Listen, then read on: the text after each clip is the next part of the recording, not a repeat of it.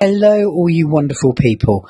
Right, I love the way that a lot of you are engaging with the new Skyglass sort of 2.0 version 2, second edition, whatever you want to call it. Love the way that you lot are engaging with me with what you think it's going to be. But what I want you to pop in the comments is what you would like to see in a new Skyglass. If it wasn't an issue, if they were going to actually listen to people like you and me, which they generally don't. They only listen to where the money is. I would really love to know if you want bigger screen sizes. I know they're going to have, hopefully, a 75, because that is what I would like to go with if they do release one. But I do like the comments that I have been having where someone has said that they would like to see a 27-inch to 32-inch, which, yeah, that would work. That would get more glasses in people's houses. More than one, maybe, you know, one for the living room, one for the bedroom, or in the kids' room. It would maximise what they could do, what rooms that they could put the Sky glasses in, because yeah, I do get it. The current ones, even the small one, is way too big for a bedroom.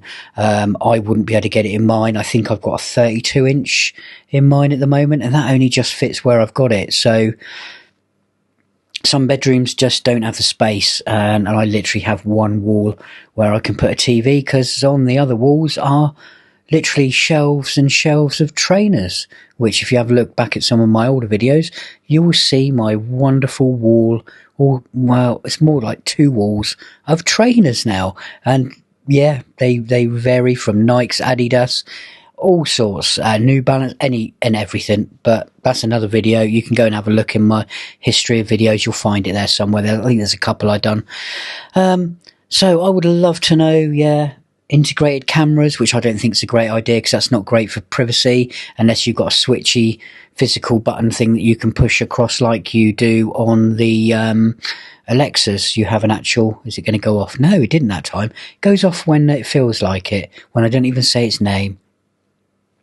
They have a little actual mechanical slider thing that you put across, which is a good idea. The only thing is, a lot of those cameras use the light sensors as well. So when you go to bed, your screen's still sort of lit up quite brightly. So that can be a bit of a bastard. But with the current one, you can just unplug it. It's just sat on top of the telly. I know it's more of an arse to do, especially with my TV, because it's a little bit higher than what most people would have their tellies on the wall. I do like to mount my TVs a little bit higher. Probably looking at that 15 to 8 inches off the ceiling. I've mounted higher. I might even have to go higher with a bigger TV. I don't know. What else? A lot of people are saying they don't want the soundbar on the TV. That doesn't bother me. It's, when I first got it, I thought it was a bit weird. But we come from an era where they used to have speakers on the sides, and some Sony ones were absolutely massive. They were like little hi-fi speakers stuck on the side. Well, not little, they were the whole size of the telly, and they're quite big, made to give you loads of power for music and films and stuff. I quite like I've got a white one, so it's got a white surround all the way around the outside. I quite like that. I've got mine on a black background. I'm hoping they are going to still do colours, but they might not. You might just have a black TV. It'd be nice maybe if they do a black and a white. I don't really feel so much for the other colours, because they don't go with everyone's decor. And if you change your decor, it's a bit of a pain. White and black, it's okay to... Yeah, I think black TVs are sort of... They're a bit boring, aren't they? There's nothing about them.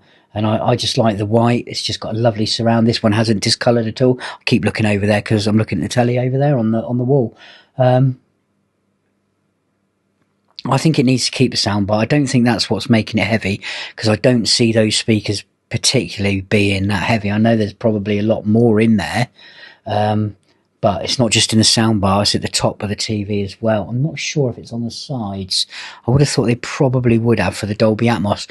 I don't reckon you're going to see Dolby Atmos again. I reckon it'd just be some kind of fancy pants sound thing there, say, because I don't think the Dolby Atmos works brilliantly. It's okay, but the sound stage is just not there. You would really need to have the TV on a wall bracket to get the sound stage because of the downward firing speakers.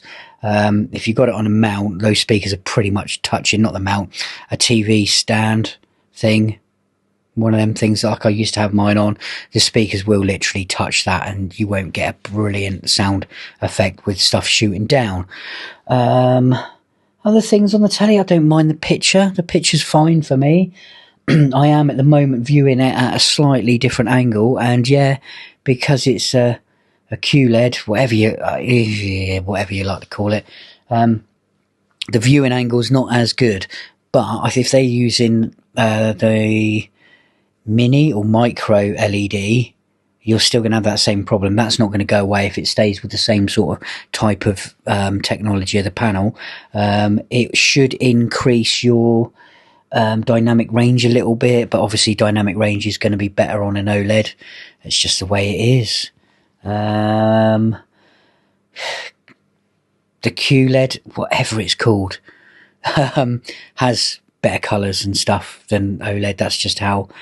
There's lots of information online about it. If you go and have a look, you can find out for yourself. It gets quite technical, but then a lot of it doesn't really matter unless you know, it's a TV you turn on and watch something on the telly. So for me, and for watching YouTube and 4K stuff, doesn't need to be crisp and crystal all the time because of filters that they put on stuff. So it's just one of them arguments, you know. Some people like this, some people like that. It's all to do on how you like the image of your TV. Quite happy with a Skyglass myself. I do like an LG panel though myself. I do think they seem more natural to me, an LG panel, than this panel, which is a Samsung variant. Let's not get into all that argument because a lot of people are going to get on the comments below. Don't need to hear the negativity. I don't care, because that is just childish.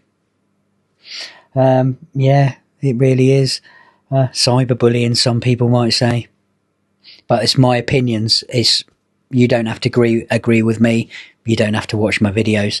I don't force you to watch the videos. You press a button and watch them if you want to watch them. I'm like that. If I don't like something that I'm watching on YouTube or on the TV, I'll turn it over. I won't get on the keyboard and be a keyboard warrior. Other things. To be quite honest, I don't care if it stays as thick as it is now. I think it's quite an attractive TV. I know a lot of people like thin TVs, but once they're on the wall, you don't notice that. And when you've got a bracket, depending on what bracket you've got, mine leans out quite a bit from the wall to get the angles and stuff. I'm quite happy with that. It's probably from front edge of the TV to the wall at the top, because mine is tilted at an angle, because that's what you need to do. I would say at the maximum, probably about 18 inches again. Yeah, it can go right back almost against the wall, but I don't have it like that. I have it pulled out. That's just how I want it, because then I can get to any wires and stuff I need to do a quick swap over if I need to plug something else in quickly without having to pull the TV out a little bit and then put it back. That's just a ball ache. No one wants that. But I'd like to know your comments. I'd like to know what you would like to see in the second version of Skyglass, or whatever you want to call it. 2.0, version 2, Skyglass, Optimus Prime. I didn't know what else to say. I'd like a YouTube subscriber counter built into my TV. That would be cool. I've got one stuck on the top of it at the moment. Anyway, yeah, that would be quite good in the soundbar bit on the telly of mine. Yeah, that would be really good if the speakers ever completely broke and I managed to get into that TV and put my Lemetric inside the telly, showing that would be cool, wouldn't it? Yeah, I like that idea myself, but I don't think that'll ever happen. Anyway, can't think of anything else that I'd like on it. I'm quite happy with it. Maybe a slightly brighter picture, a few more colours. bit faster. And how about a remote control? Oh, I tell you what, how about an eARC that actually works properly? Yeah, and Bluetooth and an optical cable. I know a lot of you say optical's old, but it's not. It's how most you get in your broadband nowadays, like myself. A remote control or Amazon Alexa and, oh, is it not coming on? No, and Google support built into the TV, not just Apple Home Hub. I know I'm an Apple advocate, you know, but HomeKit, that's what it's called. It's pretty crap. It's pretty rubbish. It's pretty fast when it works, but mine doesn't stay connected to the telly, so it's pointless. Absolutely pointless. So, thanks for watching, people. Thanks for watching this other video that you lot might think is boring, you don't like, don't care. Keep your comments to yourself. Don't need it on the channel. No negativity on my channel if I can help it. I just don't need it. The world doesn't need it. Take it somewhere else. Thank you very much for watching.